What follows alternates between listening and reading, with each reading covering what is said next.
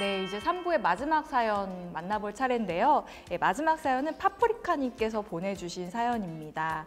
네, 이 사연은 요지를 읽고요. 모두들 약간 뒷목을 잡으신 그런 사연이기도 한데요. 네, 우리 진재영님께서 사연 읽어주시겠습니다. 식당을 운영하고 있는 38살 청년입니다. 식당을 운영한 지는 3년쯤 되었는데 코로나 때는 매우 힘들었다가 올해는 장사가 잘 되어 알바 3명 정도를 고용하고 있습니다. 보통 알바하는 친구들이 20대 젊은 친구들입니다. 그중 한 명이 항상 급작스럽게 알바를 못 나오는 경우나 지각하는 경우 꼭 전화를 안 받고 부모님을 통해서 연락을 합니다. 청소년도 아니고 성인인데 무슨 일이 있을 때마다 저에게 직접 전화하지 않고 부모님이 전화하셔서 우리 공공이 오늘 아파서 못 나간다, 가족여행 가서 못 나간다 등등 핑계를 대며 양해 좀 해달라 이렇게 말씀하시는데 솔직히 그럴 때마다 황당합니다. 부모님 말투도 너무 당당해서 약간 빌런이에요. 미리 말하는 것도 아니고 갑자기 알바 펑크 내는 것도 괘씸하지만 또 부모님을 통해서 말하는 게 더 화가 나네요. 제가 너무 어려워서 그러나 싶어 처음엔 제가 너도 성인이니 앞으로는 사정이 있으면 미리 말해주고 직접 전화해 줬으면 좋겠다고 부드럽게 말을 했는데 안 되네요. 펑크 낸 다음에 또 아무 일 없다는 듯 출근하는 것도 좀 어이가 없습니다. 솔직한 마음으로 바로 잘라버리고 새로운 사람 뽑는 게 나을 것 같은데 그만두라고 하면 고용노동부에 신고하거나 부모님이 찾아와 깽판 칠 것 같은 느낌이 들어 조심스럽습니다. 코로나 지나고 이제 겨우 가게 자리 잡아가고 있는데 그 알바생은 기간이 8개월 정도나 더 남았어요. 부모님이 대신해주는 버릇을 고칠 수 있을까요? 어떻게 하면 좋을까요? 38살의 청년인 파프리카님의 사연인데요. 이 청년이기 때문에 또 이 라떼 사연이라고만도 볼 수 없는 이 소상공인 파프리카님의 고민입니다.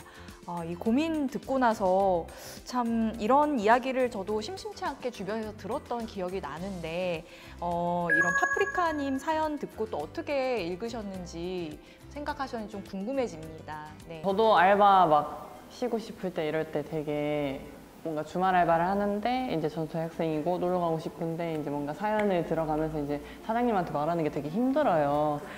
이제 이분도 아마 아실 것 같은데 힘들지만 한 번도 생각해 본 적 없는 선택지거든요. 이제 부모님한테 전화를 해달라고 하는 것 자체가.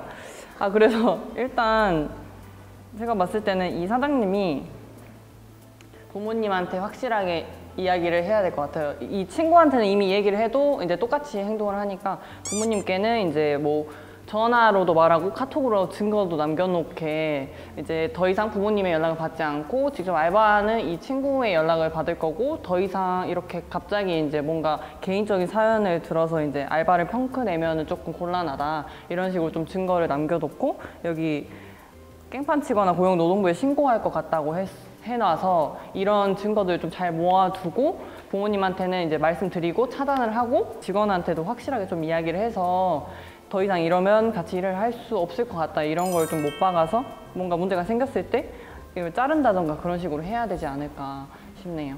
사실 이제 이분이 20대 초반인데 제가 최근에 들었던 말 중에서 그 초등학교 선생님들이 많이 받는 문자가 우리 애가 숙제를 안 해 갔는데 혼내지 말아주세요 이런 문자를 많이 받는다고 하더라고요.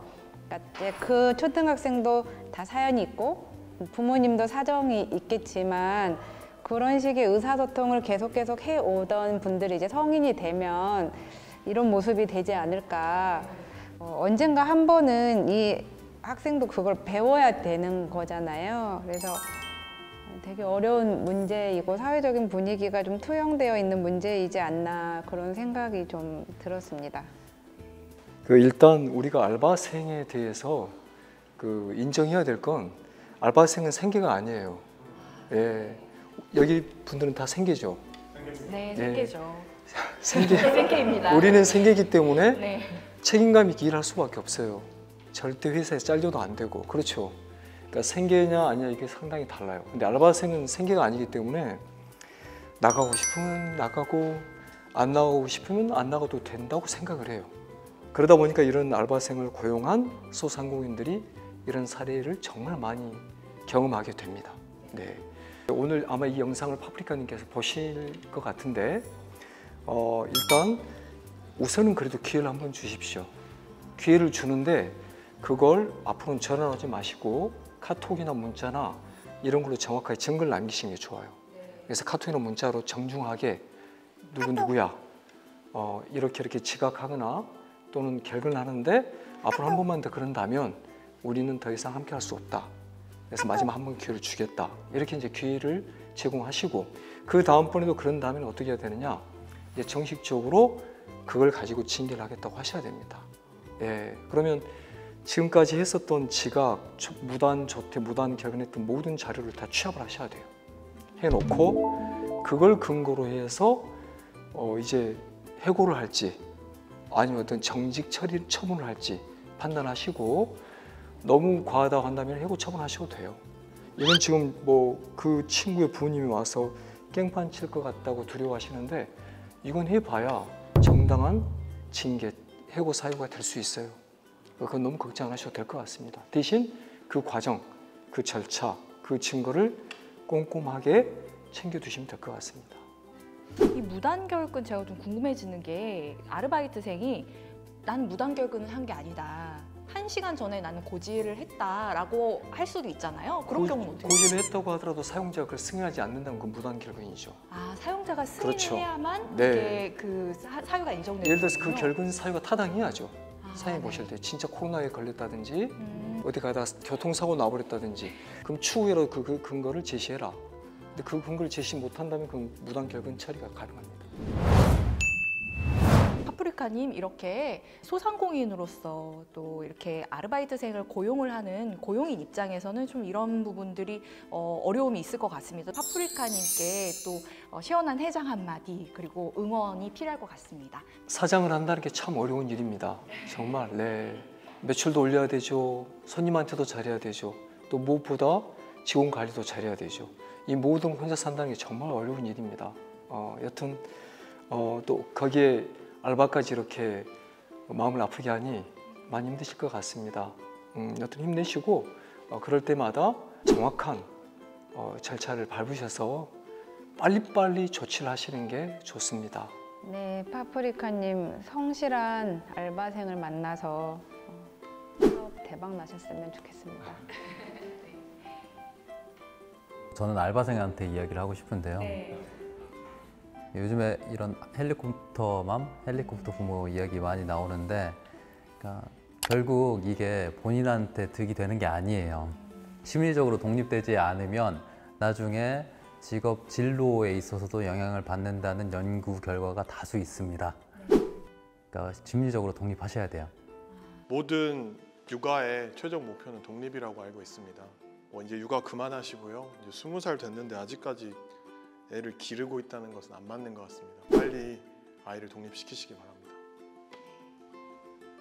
네, 파프리카님 빨리 이런 조금 스트레스를 주는 알바생을 정리를 하시고 좋은 직원을 잘 뽑아서 영업하는 데 문제없게 잘 하셨으면 좋겠습니다.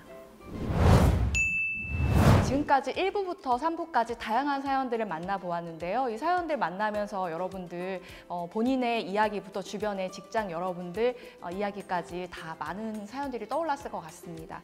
네, 저 또한 이 사연들을 접하면서요. 요즘 겪고 있는 MZ부터 시작해서 다양한 분들이 어떤 고민들을 가지고 있는지 좀 살펴볼 수 있는 시간이었던 것 같습니다. 지금까지 이 다양한 고민들 만나보면서 여러분들 어떻게 느끼셨는지 좀 한마디씩 부탁드리도록 할게요.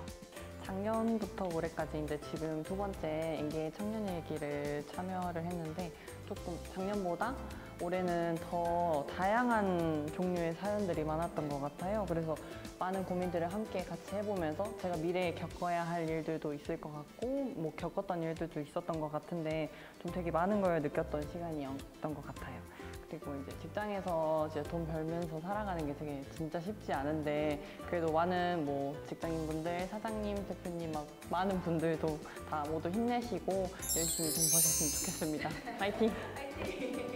네, 저도 다양한 사연들 보면서 정말 저 살아가는 게 쉽지가 않습니다. 이런저런 어려운 사연도 많고 복잡한 사연도 많고 또 해결하는 방법도 여러 가지 것 같아요. 드리고 싶은 말씀은 여러분 중2 때 망쳤던 중간고사가 기억이 나시나요?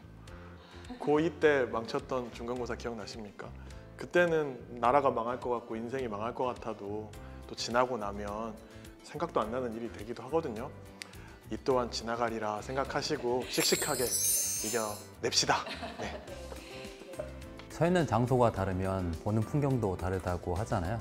저는 10개의 사연을 보면서 그리고 여기 계신 분들의 이야기를 들으면서 내가 모르고 있는 지식이나 견해를 많이 보고 배운 것 같아서 감사한 시간이었던 것 같습니다. 조금이나마 그 시간만큼 슬기로워지지 않았을까 싶은데 이 영상을 보시는 분들도 그러셨기를 바랍니다. 저희가 이제 10가지의 사연을 봤는데 그 사연들이 대부분 이제 사람들과의 관계나 의사소통 방식에서 일어나는 그런 고민들이었던 것 같아요. 그래서 사람들 때문에 힘들지만 또 이제 사람들 때문에 기쁘고 행복한 순간들도 많으니까 그런 소소한 행복들도 놓치지 않으셨으면 좋겠습니다. 우리가 하루에 24시간 중에 3분의 1 이상을 직장에서 보내야 되고 또 우리가 사는 동안에도 가장 많은 시간을 사실 보내는 곳이 직장인 것 같아요. 어떻게 보면 내 부모님, 내 가족보다 더 많이 오랜 시간을 눈 뜨고 있을 때 보는 사람들이 직장 동료들입니다. 그런데 그 직장 동료들과 대부분 행복하냐라고 물어보면 별로 그렇지 못한 관계인 것 같아요. 그래서 오늘 또 이 패널들의 얘기를 사연을 들으면서 다시 한번 또 그걸 고민해 보는 시간이었던 것 같아요. 그래서 우리가 좀 더 동료들에게 좀 더 존중하고 배려하는 그런 관계가 되도록 서로가 노력을 했으면 좋겠습니다. 저도 여튼 많이 배우는 시간이었습니다. 고맙습니다. 네. 고민이 많다는 건 그만큼 해결하고 싶어하는 욕구들 그리고 다 함께 좀 화합하고 싶다는 마음이 큰 것 같다는 생각이 들었어요. 그래서 이런 고민들을 하는 것 자체가 저는 건강한 그런 사회를 만들어내갈 수 있는 그런 기초라고 생각을 하고요. 네, 지금까지 함께 해주셔서 감사합니다. 엔게이 청년일기 이렇게 마치도록 하겠습니다. 감사합니다.